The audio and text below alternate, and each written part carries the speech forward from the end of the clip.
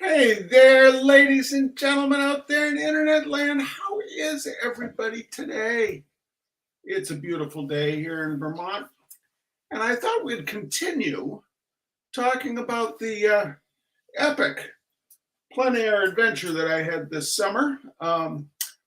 Last week I talked about being at Plein Air Easton, and then this week I thought I would talk about Door County plein air. Because why not? You all seem to be interested in what it was like doing one of these events. So now we're going to talk about what it's like doing two of these events right in a row. Now I'm here in Bellows Falls, Vermont, and upstairs in the up is the great Betty Sue. Everyone say hi to the great Betty Sue, please. And let's get going. Let's go right into the slideshow. Betty Sue, could we have the first slide? Well, here I am. Here I am on board the Capital Limited. Now, I got done with Plein Air Easton on, the big gala where I won the grand prize while I was off using the men's room. That was Friday night. And so on Saturday, I skipped out of town before the quick paint started, and returned the rental car at BWI Airport, jumped on a train to Washington, D.C., and then an hour later got on the train from Washington, D.C. to Chicago. This is my little room, the little roomette. You'll see the important components of travel. Well, actually, the little picture of me is blocking it. Betty Sue, can you get rid of me for a second there? So you'll see the Tabasco, because the food on the Eastern trains is not good, and you really need the Tabasco. It's like reheated meal in a bowl food. There are the Clorox wipes, which are necessary for wiping down your room. And there's my mask, which I wore whenever I was in public areas of the train. But this is a little compartment that I was in, and the train left at 4:05 in the afternoon. You just pull that door closed, pull the curtains to the hallway, and then just look out the window and watch America go past. And the train follows the Potomac River, and you go through Harper's Ferry, and then to Cumberland, Maryland, and then climb Sandpatch Grade, over to Pittsburgh in the middle of the night, and then you're in Chicago the next morning. I got the train up to Milwaukee, got the rental car in Milwaukee, managing to get ahead of the crowd who was descending upon Milwaukee for the Oshkosh Air Show. And then I drove about 3 hours from Milwaukee up to Door County. And there on the right is the artist's schedule. And you'll notice, you don't need to read it in detail, but you'll notice a few things that have red next to them. Those are required events. And those of you who've heard about Minnesota Nice, well, there's Wisconsin Unyielding to go with that Minnesota Nice. The Wisconsin Unyielding means you better be at those required events, or else they're going to yell at you and probably disqualify you from even being up for awards. Could I have the next slide, please, Betty Sue? So last week, I was unclear to a number of people about exactly what painting of mine won the grand prize at Plein Air Easton. So I thought I'd revisit past glories briefly. And this was the 12 by 24 that took home the gold, as it were. Agricultural geometry. It was tractor and truck under that canopy that really attracted me to it. But I just wanted to put that out there. This is the painting that won, and I believe no one bought it. I think it is still available at Trippy Gallery. Yes, Trippy Gallery in Easton. Call Manny Trippy and say that you need this painting in your home or in your place of work. It doesn't matter to me. Oh, hi, Babs. Yeah, Babs was, we were corresponding before and during Door County. Next slide, please, Betty Sue. So this was the first painting I did at Door County. Door County is much like northwestern Vermont. I was actually looking on the map today, and it's really the same. It'd be latitude, the things that go across. It is it is a light that I feel like I understand. Door County is the thumb that sticks up into the Great Lakes. There's Lake Michigan on your right and Green Bay on your left. And it's very hard to get lost in Door County because you're going to hit water if you veer a little far to one side or the other. But it was a heavily agricultural area and a lot of dairy farms, especially in the center of the peninsula. And in the last 20 years, the dairy farms have really collapsed. Agriculture is there are a few big farmers left, but the small scale dairy farms that used to dot the peninsula have really taken a beating and are pretty much moribund at this point. This painting I called The Phantom of Division Road because I was on Division Road, and the building on the left had collapsed in the last year between when I was here last and this year. There was a pile of rubble over there on the left. And so I reconstructed the barn in my mind's eye and put it in there. And I was playing around with the idea of color on one side going into just sepia tones on the other side. But it's basically getting warmed up. So I arrived, I was going to tell you exactly how this works. You arrive for a 4 p.m. orientation, so you hope to hell that train is on time into Milwaukee so you can get the rental car and get up there by 4 o'clock. I got there about 4:15, and the orientation is going on under a big gazebo, and they're all drinking beer, ladies and gentlemen. There is more spotted cow consumed at Plein Air, at Door County Plein Air than at any other Plein Air event I have been to. There's a fair amount of beer consumed at Forgotten Coast as well. But anyway, that at the orientation, they tell you where you are assigned to paint a couple of public places during the week. There is a paint out one evening where you are painting in public as the public eddies about you like a large variegated stream of pastel colored Caucasians. And it's interesting to me that this event has more public, people really follow you at Door County. People have checklists of all the artists and go around and make sure that they've seen everybody painting. It's smaller than Easton. Easton is 58 artists. This is about 30, I think, 28 or 30. Next slide, please, Betty Sue. What town was this near? It was near Fish Creek, but it really is in the middle of where that painting was, is not, what is the one? It's between Egg Harbor and Fish Creek, but further east. Next slide, please, Betty Sue. So this was my second painting that day. Again, a 6x12. This is one of my favorite spots to paint. I really like the shape of these barns. I've painted them numerous times. It's not a busy road. The place that I paint from is, you'll see on the photograph there, there's a ditch, but there is a little berm that goes between the road and the field to the right. And so you can pull up onto the berm.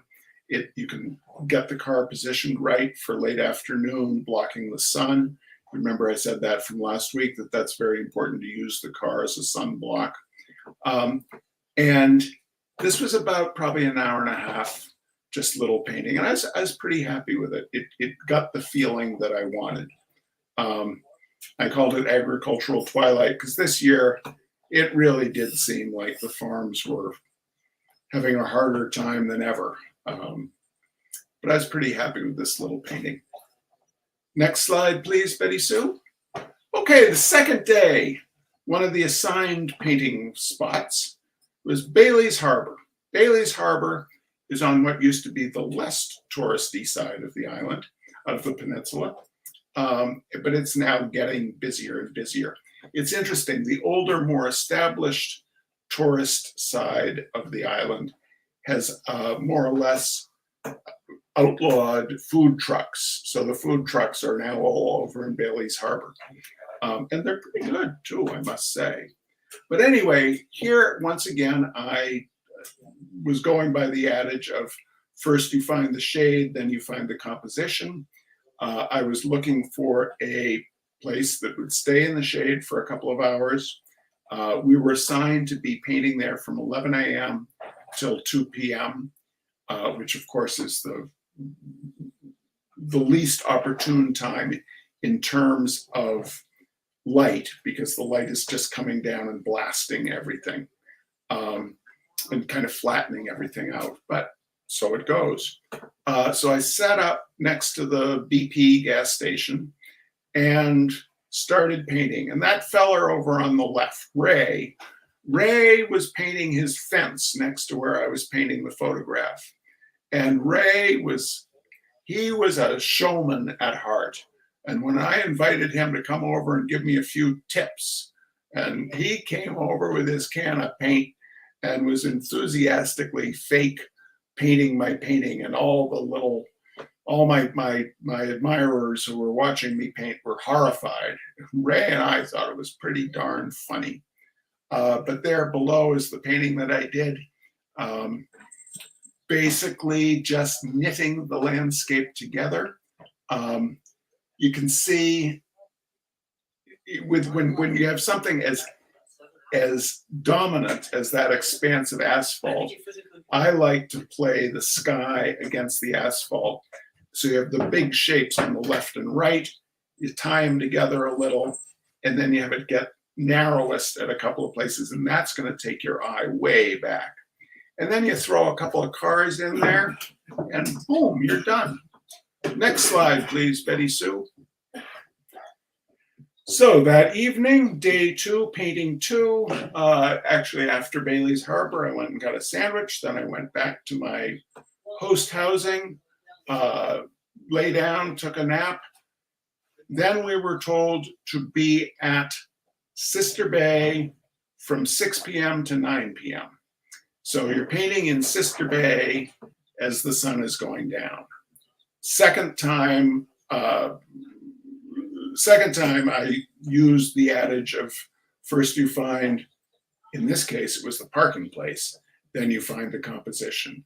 I was looking for a parking place that was very near where we had to set up, because on this event, you paint from 6 to 8 or so, and then, or 6 to 7:30, or whenever you want, to about 7:30, and then you take your easel and your wet painting and you set it up on the lawn of this hotel. And then crowds of people come and look at it. So I found a parking space right in front of the hotel on a side street, and it was looking toward this bandstand that is against the water. Again, just playing with big shapes, letting the drips on the left kind of define the foliage, doing a very careful rendering of that triangular shape of the canopy of the bandstand. Well, it's not regimented all the time. They're just a few regimented things that one has to do. But the stitching that I did in this painting is the figures.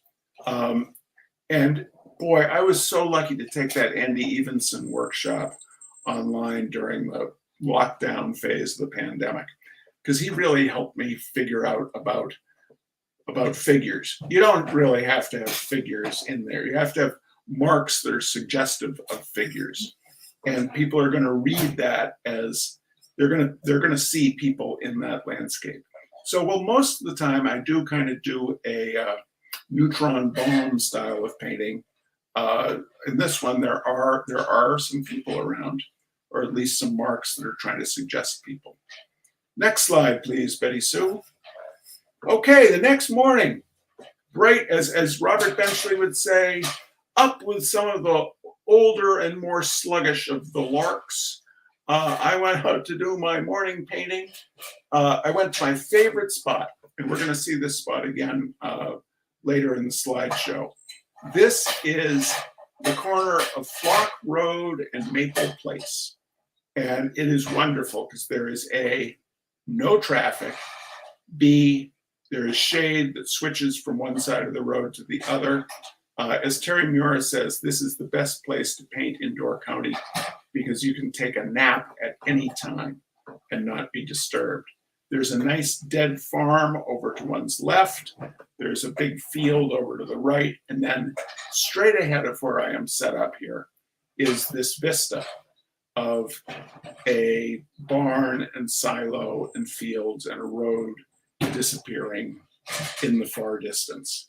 And as I say, we will see this again later in the slideshow, all the different ways that one can interpret this one scene.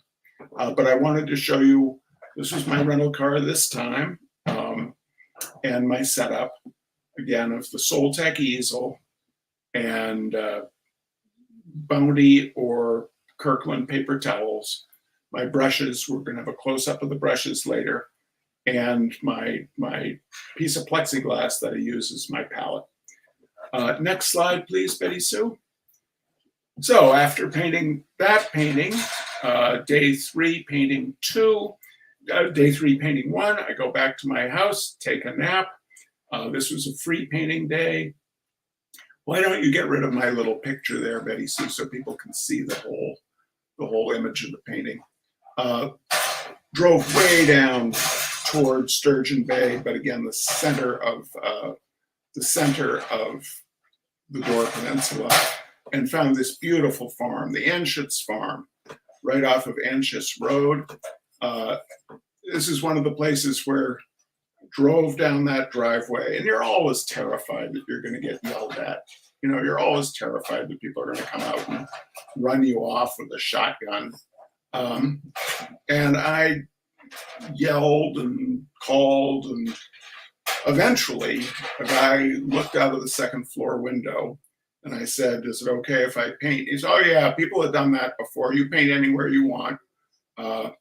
So I set up and painted in the shade.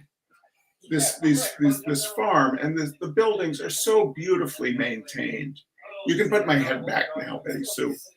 The buildings are so beautifully maintained. They're not, it's obviously not a wealthy family, but they care about those buildings. And as I was working on this painting, the guy who I'd talked to through the window came sauntering down the path and, you know, was telling me about that his great-great-grandfather was the farmer who had built these buildings, and now he tries to maintain them. And, you know, I was saying, "You do such a good job." He was like, "Oh, I could do a lot better job than that."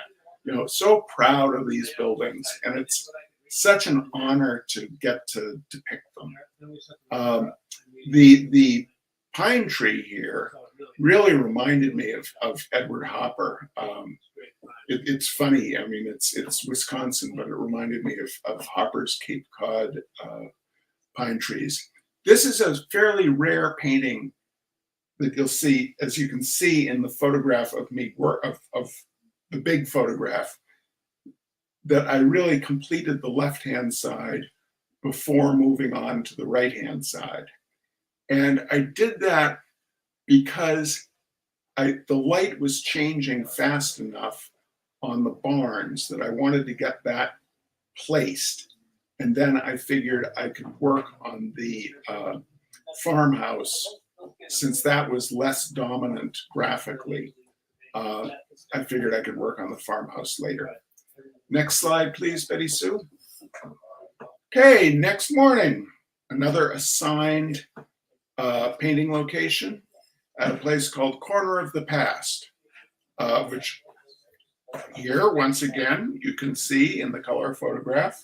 I found the shade, and I was painting. I decided that behind me were all these charming 19th century farm buildings, but the light was not correct for them because the light was coming from the east.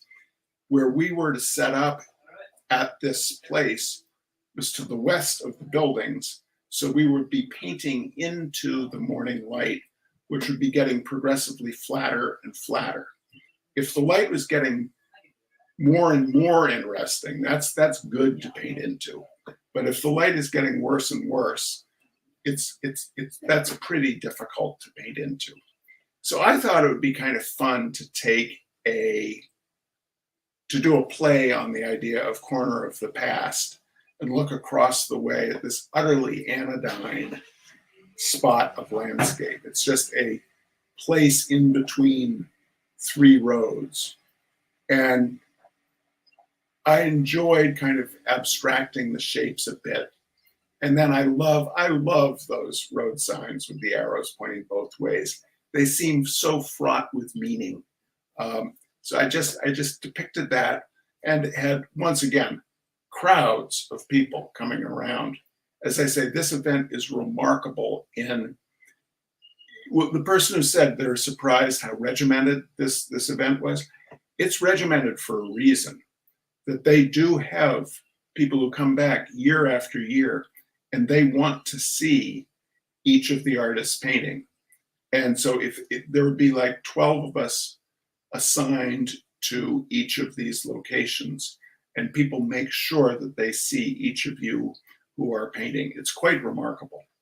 Next slide, please, Betty Sue. So day 4, after doing that painting, which is a 9x12, go back to the house, lie down, and I drove back down to the Anschutz farm because I loved this little workshop building. I don't think this is a great painting. It's a fine exercise, a fine sketch. I got no problem with it. It does capture basically the feeling that I wanted, but I don't think it in and of itself is a particularly remarkable painting. The thing I did want to point out is in the color photograph, you'll note immediately to the right of the structure is one of those standalone wood furnaces. And I left that out of the painting because I thought graphically it causes you to sort of skid off the side of the picture plane to the right. So I paint not looking directly at the scene. Well, Kelly, you're I think referencing the picture of the car set up. I actually was the car set up at Flock and Maple. I actually was looking over the car and painting the scene in front of me. Sometimes I will kind of obliquely be kind of halfway turned from what I'm painting. But no, I tend to paint the scene directly. Laurie Putnam, I was just reading an interview with her. She says she very often paints with her back to the scene that she's painting because she doesn't want to get bogged down in detail. I would have a hard time getting my shapes in the right place unless I was looking at what I was doing. I thought that place was so beautiful, Sandra, that little workshop, you know, and to think again that that's the same farm where I was talking to the guy the day before, where he was talking about trying to maintain it and thinking about all the things that have been repaired in there for decades and decades and decades. It was a very haunted place or resonant place to me, I felt. Who's making all that noise? We've got house painters, European royalty. They're house painters. Some days we have an infestation of cats, but today we have an infestation of house painters banging around, terra-hooting, dropping paint on the ceiling. Terrible. Next slide, please, Betty Sue. So, okay, day 5. So that was the 4 days of intensive painting. Day 5, do your framing, turn the paintings in between, I think it was between 11 and 1 or 11 and 2. And then the judge, Don Demers, did a judge's talk about kind of his philosophy and slideshow of his work. And then that evening was the gala and the prize awards. The thing I thought was hilarious, the place, the gallery where the paintings are shown. Your paintings are hung Monday morning into early afternoon. Then the gala the first gala to the pallet pass holders, that is, people who have paid like $250, there is a reception and a silent auction. And after the silent auction, pieces that have not sold are available at the list price. It's very, very busy. But the building in which it takes place is this octagonal. It's a very nice structure, but the main gallery is octagonal with these kind of telephone poles holding up the ceiling. And this was standing directly in front of my wall. The inset picture here is the view if you were staring directly at my wall. I had 9 by 12, 12 by 24, and then 5 6 by 12s. That telephone pole obscured every single damn painting except for the 12 by 24. I was very pleased with that. Normally, I've been painting larger, but in the last year, I've really enjoyed, when doing plein airs, doing these 6 by 12s. It takes a lot of the pressure off. I love the aspect ratio. I was very pleased with this wall. Now, I do want to just point out that over to my right in that inset photograph is our friend Matt Barber Kennedy, who has been a guest on this, on the Reasonably Fine Art Talks. And I urge you to take a look at Matt's work if you're not familiar with it. He sold every single painting that he painted this year, which is pretty darn good.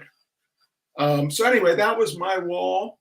At the gala, let's see, I sold the 12 by 24 of the Anschutz Farm. I sold the one of Flock and Maple.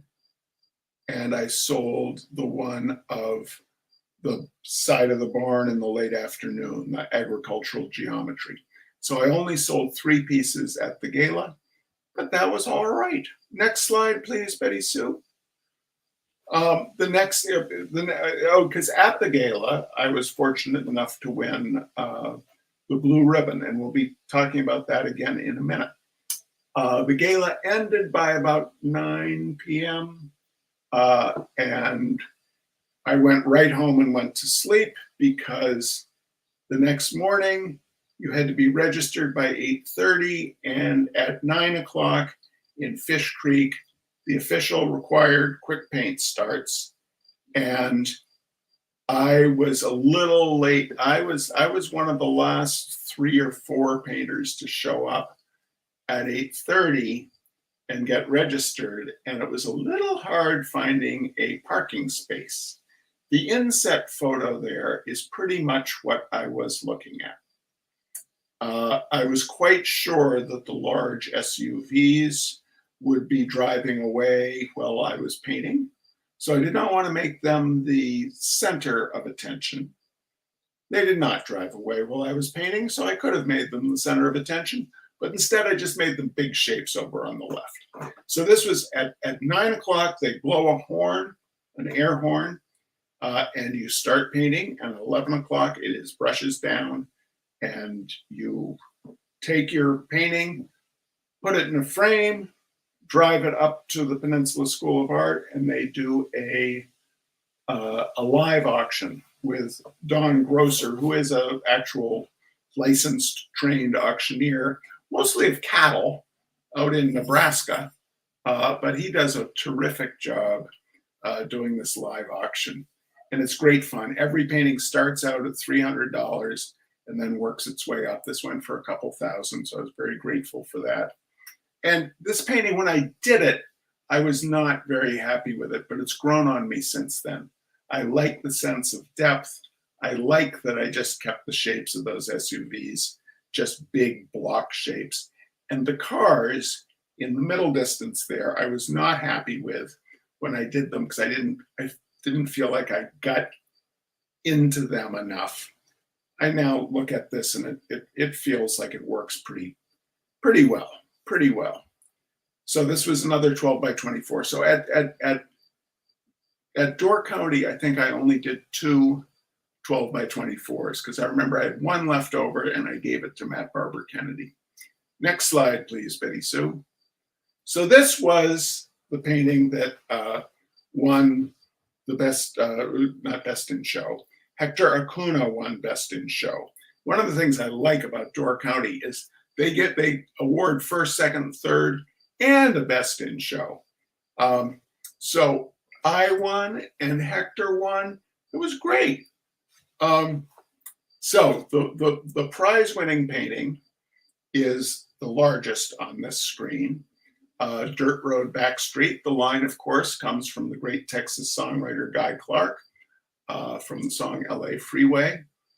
And this is, as I said, the corner of Flock Road and Maple Place. On the right here are two versions of the same scene that I painted in 2019. All Points East is the one on the top right. That was a 12 by 24. And Flock and Maple, the middle one there on the right, was a 6 by 12. I think I did Flock and Maple first and then All Points East second. My recollection is that I was not happy with the curve of the road. It's too designy, the curve of the road on Flock and Maple. So I kind of raised the horizon line, or the road line. I lowered the horizon line and raised the road line in All Points East. Now, my good friend Terry Mura also likes to paint at the same spot, as I said. Here are two interpretations he's done of the same scene. The one on the far right is an oil painting from 2019, and I think that was like an 8 by 16. But look at how each of us, or how both of us, have picked and chosen what we will leave in and what we will take out of this painting. Terry's on the far right, he dispensed with the silo entirely on that farm. On his one from this year, the gouache, which is the brighter painting, he's got the barn and the silo, but the utility pole, which was very prominent in his 2019 one, he's removed entirely. But the big shapes are still true. That's the neat game that one gets to play. We are, as Schmid said, we are gods of our own paintings, but we still need to conform to the big shapes to get that truth in order to deliver a narrative, if that makes sense. Next slide, please, Betty Sue. So these are the brushes that I used in both events. They are displayed here on the lovely dog grooming station of my host in Fish Creek, Gibraltar, Wisconsin, Andrea Jacquet, wonderful, wonderful person with an excellent dog named Beta, who is very agreeable. She's a Barbet, which is kind of like it's like a standard poodle size painting. Do I think in terms of a focal point? Yes. I mean, well, I don't consciously think about this is my focal point, but I do all the time think about what is the story that I'm trying to tell. And that naturally causes one to gravitate to a focal point. If you look at the corner of the present painting with the road sign, pointing the two directions, that becomes kind of the de facto focal point. Very often my utility poles will be a de facto focal point, but the eye needs to go someplace dominant in the painting generally. But the brushes I used, I just washed them out very, very thoroughly. And I was thinking about, there are two expensive brushes in this scene. The rest of them at maximum cost me $2.50 each. The expensive brushes, obviously, the Rosemary number 37 Badger Blender, that's the central brush. That's about 4 inches across. And it's just a wonderful brush for softening a passage. I use it in the studio all the time on skies. To its left is the Rosemary Sword brush, which I used very little this year in plein air painting because I wasn't doing very many 12 by 24s. The sword brush is very good for tree branch shapes, but larger scale. So from right to left, Black Silver by Dynasty is my go-to plein air brush. They're very inexpensive when you buy them in bulk from a supplier. They're known more as a crafter's brush than an artist's brush. They're synthetic. They've got a nice though not overpowering snap to the bristles. They're beautiful flats that last not a terribly long time. That's why they're inexpensive. But while they last, they're very dependable that you're going to get the mark that you want them to give you. So from right to left, 24, 18, 12, 8, 6, and 2. Then the small fan made out of the same bristle. It's wet there, that's why it's tufted. Once it dries, it's obviously not as bushy as the Rosemary Badger, but it is more. It's not as spiky as it appears there. Then the Badger Blender, then the sword, then 2 little riggers. Dynasty makes a set of crafter rigger brushes called Eye of the Tiger, and I inadvertently bought a pack of them from, I think it's like United Teachers Supply, and I was like, oh, they didn't look like the blenders I was the riggers that I was used to, but I love them. So Eye of the Tiger, terrific riggers. I for $5 for like 5 of them, you can't go wrong. The smaller ones I don't really use, but I donate my unused or old brushes to schools, so somebody's going to use them. And then the brush on the far left is just the chip brush from the hardware store. I've been using this one for about 3 years, I think, and it's getting beat to hell. But the nice thing about a beat to hell chip brush is that it gives you a very unpredictable mark. And an unpredictable mark is what you want for those big foliage shapes. So I think is that the last slide, Betty Sue? If so, you can make my head really large. But there I am. So anyway, that was the 2 events in a row. And that is challenging. It is challenging because you do get tired by the end, which is why I emphasize to you guys that at each event, I do the morning painting, then I go back and take a nap, and then do the afternoon painting. It's fairly rigorous. I mean, it's not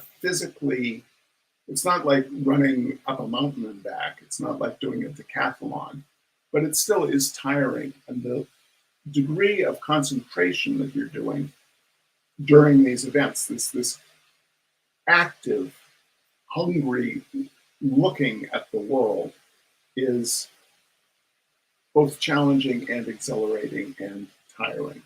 So at the end of the event, the final day,